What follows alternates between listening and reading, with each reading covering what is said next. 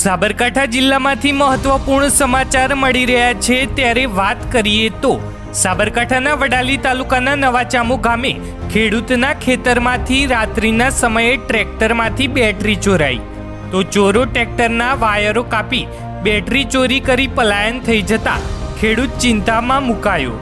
ત્યારે નવાચામુ ગામના બિપિનભાઈ બારોટના ખેતરમાંથી રાત્રિના સમયે ટ્રેક્ટરમાંથી બેટરી ચોરાઈ તો આ સમગ્ર બનાવ અંગે વડાલી પોલીસને જાણ કરાઈ।